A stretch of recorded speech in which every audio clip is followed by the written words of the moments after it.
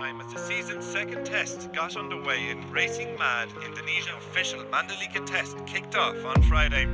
The morning proved the newest track on the MotoGP calendar, and by the end of Sirkuit Mandalika memiliki sejumlah persoalan sirkuit yang harus diselesaikan setelah menggelar tes pramusim MotoGP 2022. Tes pramusim MotoGP Mandalika 2022 telah dilangsungkan pada 11 sampai 13 Februari kemarin. Banyak media-media internasional hingga pebalap MotoGP memberikan sorotan besar kepada sirkuit Mandalika, yang terletak di Lombok Tengah, Nusa Tenggara Barat. Keindahan lokasi dan karakter lintasan yang dinilai menantang menjadi daya tarik tersendiri dari sirkuit Mandalika. Namun, gelaran tes pramusim di sirkuit Mandalika yang notabene trek baru untuk ajang MotoGP ini sempat mengalami kendala. Kendala utama yang paling banyak didengar dari para rider adalah batu kerikil yang terlempar dari motor pebalap lainnya, di depan mereka. Juara dunia MotoGP 2021, Fabio Quartararo, merupakan salah satu pebalap yang mengutarakan keluhan ini. "Saya membalap di belakang Franco dan menerima banyak kerikil," tutur Fabio Quartararo dikutip dari GPone.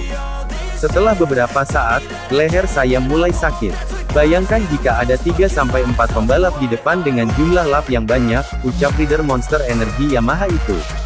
Sementara itu, media Inggris The Race memberitakan bahwa lintasan sirkuit Mandalika yang kotor bisa berdampak lebih buruk. Sebab, lontaran batu-batu kerikil bisa terlihat sepenuhnya jika lintasan digunakan secara massal, pada ajang balap sesungguhnya di Moto3, Moto2, hingga MotoGP, terlebih, ketika deretan pebalap memacu motornya seusai start dimulai. Sementara itu, jurnalis The Race Simon Patterson menuliskan bahwa trek di sirkuit Mandalika tidak sesuai dengan spesifikasi. Bahwa komposisi batu yang direkomendasikan konsultan tak dipakai di lintasan sirkuit Mandalika. Alih-alih memakai materi yang direkomendasikan, lintasan sirkuit Mandalika malah memakai batu yang ditambang secara lokal. Alhasil, jenis batu yang dipakai itu tidak menempel dengan benar di aspal. Oleh karena itu, motor yang berkecepatan 354 km per jam cukup membuat batu terhempas dan membahayakan rider di belakang. Situasi ini berbeda saat sirkuit Mandalika menggelar seri terakhir WSBK 2021. Saat itu, tidak ada masalah dengan kondisi aspal karena motor WSBK memiliki power yang lebih rendah dan cuaca tengah hujan sehingga suhu lintasan turun. Menurut sumber The Race itu, satu-satunya solusi untuk mengatasi hal itu adalah melakukan pengaspalan ulang dari start hingga finish, dengan menggunakan spesifikasi material yang benar. Namun, The Race menilai bahwa perbaikan trek secara menyeluruh akan sulit diselesaikan tepat waktu, sebelum MotoGP Indonesia di sirkuit Mandalika pada 18-20 Maret tahun 2022.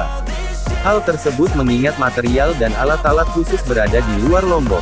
Di sisi lain, Carlos Ezpeleta selaku Chief Sporting Officer Dorna Sports menilai kondisi trek sirkuit Mandalika yang masih kotor bukan permasalahan besar. Carlos Ezpeleta menganggap kondisi trek sirkuit Mandalika seiring berjalannya waktu terus membaik. Hal itu dibuktikan dengan waktu lap para pebalap. Kondisi secara keseluruhan sangat baik. Terkait kondisi trek sirkuit Mandalika kotor itu bukan masalah besar. Hal itu mudah ditangani, kata Carlos Ezpeleta dalam video yang diterima Kompas.com.